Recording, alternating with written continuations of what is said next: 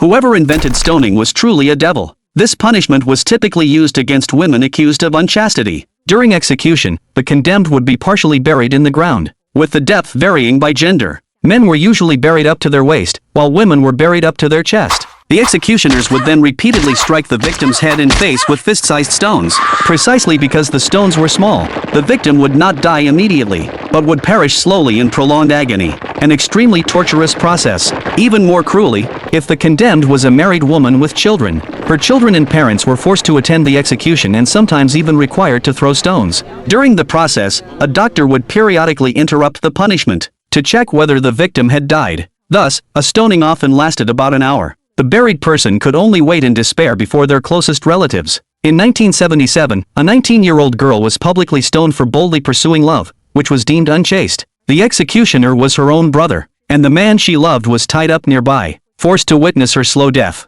A truly tragic scene. Equally cruel was an extremely brutal punishment invented during the Middle Ages. The condemned was locked inside a narrow iron cage shaped like a coffin, lined densely with sharp iron spikes on all sides, trapping the person tightly in the center. The prisoner could only crouch in a semi-squatting position, completely unable to stretch, with even slight movements driving the spikes into their flesh. They had to remain intensely conscious at all times, denied even a moment of peaceful sleep, as their mind gradually broke under sustained fear and pain. Maintaining the semi-squatting position for long periods caused severe swelling and congestion in the legs, while the surrounding spikes continuously scraped the skin, leaving countless wounds. A small opening was left at the top of the cage for irregular delivery of food and minimal ventilation, ensuring the victim survived longer in agony. Eventually, the prisoner would succumb to septicemia caused by festering, infected wounds, dying slowly through prolonged and extreme torment. A brutal practice that represents the darkest extremes of human cruelty. Another notorious torture device was the A-shaped frame made of 3 iron bars.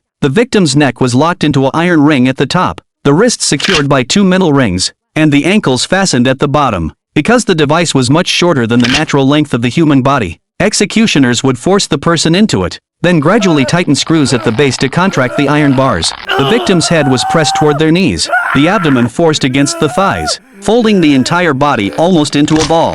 The spine gradually dislocated under extreme tension, ribs and sternum fractured, and blood gushed from the ears, nose, and mouth. Within mere seconds, this torture caused death by suffocation due to compressed organs and inability to breathe.